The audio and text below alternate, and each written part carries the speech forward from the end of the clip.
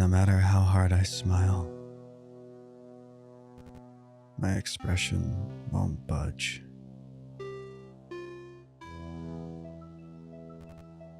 I can't live with this face anymore. Okay. It's a little drastic, don't you think? I need a replacement quickly. Yeah, you might bleed out.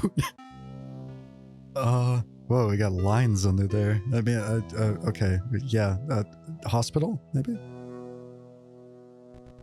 I can't go into work like this. You can't go at many places like this. Or maybe you can. I haven't tried. What a way to start, okay. Whoa. But like a cave? I think this is supposed to be a fishing game? Oh, there we are. Yeah, we're fishing. I'm sure to find some appropriate skin in no time. I guess we just fish? Oh, yep. Cool. So the whole premise then is just fishing for new faces? So are you gonna catch like different faces?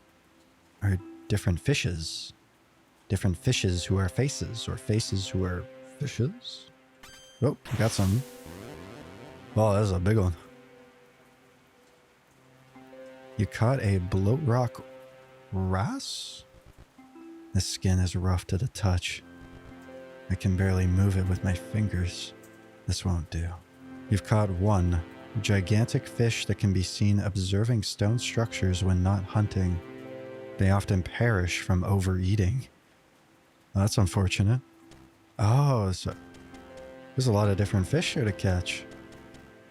Okay, I assume it's random then? I think I'm slowly getting what this game is spitting out. I'm slurping up what you're spewing out. So evidently we are unhappy with the way that we are. Hence why we ripped our own face off. So in our mind then, we need to replace that with another face. Caught a dressed Crestfish. The skin is far too colorful.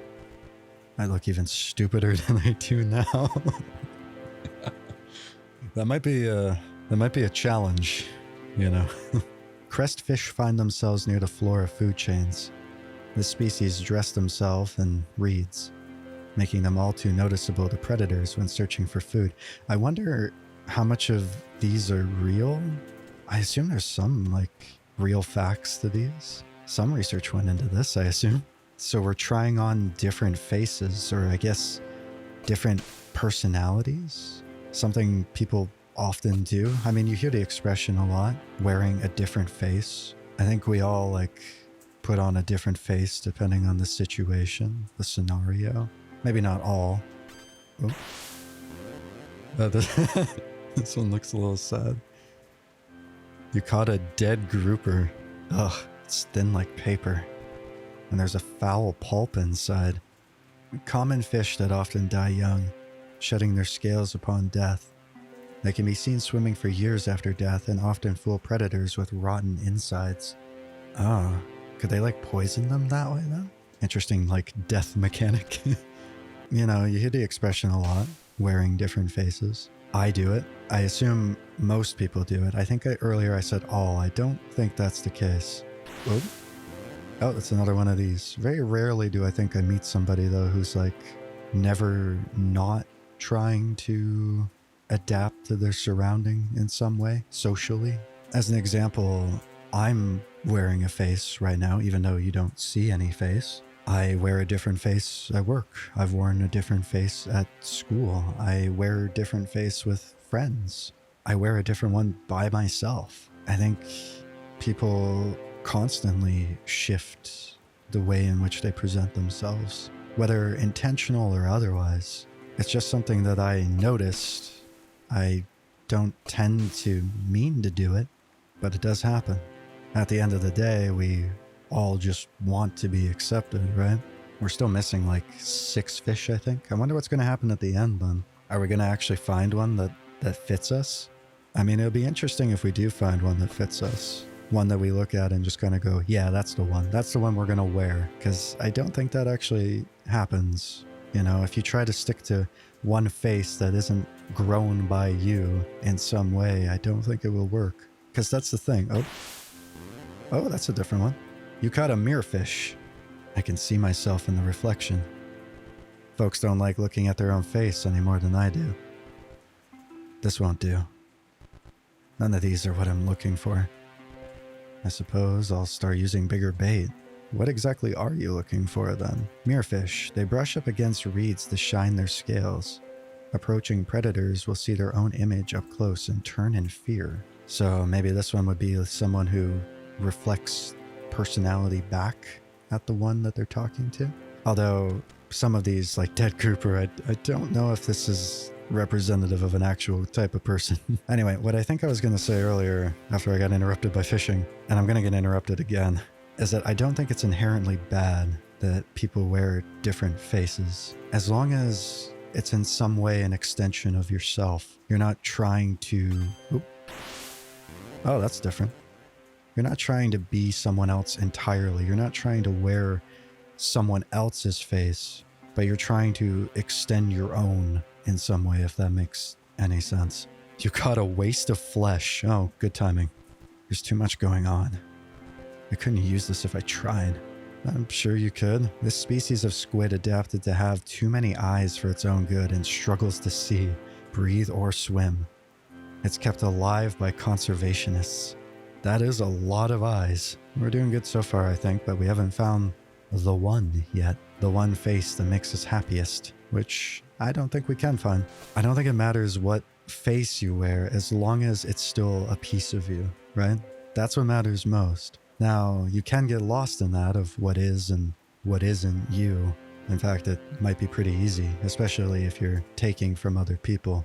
But it's also a way of learning, right? You mirror. You learn from other people. You learn from yourself in doing that too. Maybe you learn that it's something you don't want to do, so you avoid it. There's a lot that you can take away from other people. There's a lot you can learn about yourself from other people, from observing, from embodying in a way. Maybe there's traits, there's characteristics of people that you wish to have. I mean, at the end of the day, we're all just trying to get by, right? As best we can. Oh, we caught something different. That looks like a shark. Caught an origami fish. Another one that is thin like paper. This one doesn't smell quite as bad as the other, though it's too brittle.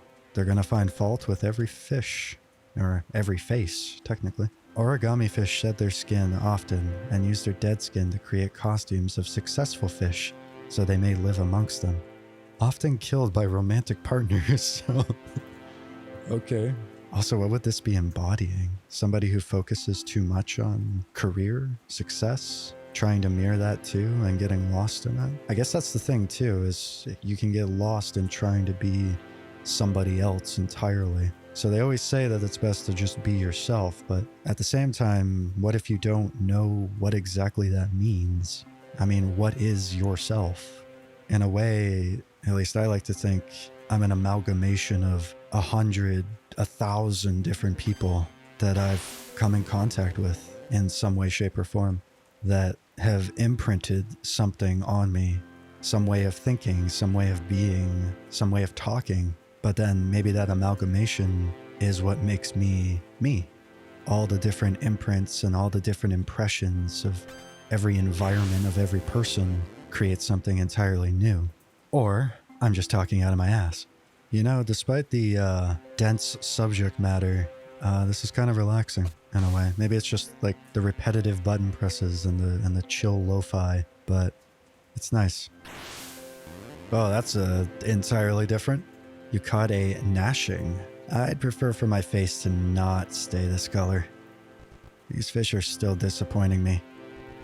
I'll let my bait sink as far down as it can go from now. Okay, well, let's read about the Gnashing. Gnashings are avoided as a delicacy due to their ugly image. Of course, an apex predator does not concern itself with gossip and continues hunting. Ah, the alpha male. It's kind of interesting reading these though, because like I'm trying to associate it with like what type of person it's trying to go for. Oh, we got, what the hell is that? Cyclops. You caught a Floorslug. This one is far too slimy. And it would sag down past my chin. See, we're finding fault with every single one that we pull up. Their gigantic eye makes objects far away seem much bigger than they are. This causes them to be terrified of other fish and hide, starving on the seafloor, until someone faceless comes along and catches them. But that's what I'm finding interesting about this character, though. They ripped off their own face, but then are finding fault with every other face that they catch. Maybe that's just how they look at other people. But then again, the way that you look at other people can also be the way that you look at yourself, and other such deep bullshit. I don't mean to get so philosophical. It's like philosophical light, like baby's first philosophy. But I mean, I think in a lot of ways I relate to this. Fishing for faces, wanting to try on different things, you know, seeing different traits of people. Humans, right? We learn when we're young, mimicry. You know, it's how we learn language. It's how we learn communication in general. We mimic. We adapt to the environment that we're in. Humans are very adaptable creatures. But as I get older, I realize that there really isn't much wrong with that. Because I think that no matter what, like, when you take something from someone, you're still going to adapt it to yourself and adapt it to everything else that you've experienced. You can't just take something and have it be one-to-one. It doesn't work like that. It'll be adapted. It'll be adopted. Because your circumstances, the experiences that you've been through, are entirely different from the other person, from the one whose trait you're trying to embody, to enact. So in the end, it's kind of like giving your own spin on it. So it still becomes unique. It still becomes you. At least that's my viewpoint on the whole thing. Maybe I'm full of shit. That's a viewpoint too. Oh, that's a new one. It's got spaghetti on it. You caught a Patronus? This skin is far too flabby to ever wear any expression, let alone a smile. Hidden in high-pressure darkness, Patronus do not swim but drift. This fish is known to live for hundreds of years and almost never needs to eat. Ah, I found myself. Completely blind and drifting. Alright, looks like we have 2 left to go. This has been nice for me, I think. At least I get to talk. And not kind of, you know, act dumb, stupid, say funny one-liners and move on. I get to wear a different face. The one that's full of shit. I think I'm used to games kind of scaring the shit out of me. That hasn't really happened yet here, apart from like the tearing off of their own face. That was a little like startling at first. So having something that's just like kind of chill, relaxing is like, when's it gonna jump? When's it gonna happen? Oh, that's a different one. You caught a marine suicide fungus. What is that? I'm not going to put a parasitic fungus anywhere near my face. Yeah, at this point you could probably get an infection. Let's take a look. A species of parasitic fungus that trick fish into thinking that they are the fungus, causing them to kill themselves for the fungi's benefit. Oh, this is the fish that starts The Last of Us. The fish of us. Alright, I got 1 left to catch. But, oh, okay, that was fast. Whoa, that looks like my face. You caught a Faceless. So you get by just fine, huh? Well, there's no face to consider taking. I suppose I'll return you to the water. We're putting this one back? Okay. Oh, hey, that's us. Huh? Is that what my smile looks like?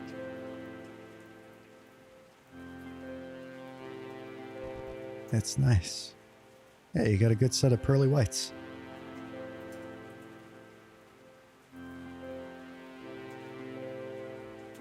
I suppose I don't need a new face after all. Fish face. The importance of self-acceptance. That's an interesting little game. Thanks for joining me for it. Take care of yourselves. Bye-bye.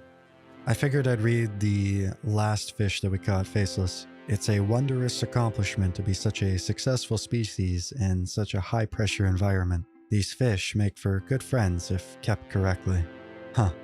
Interesting.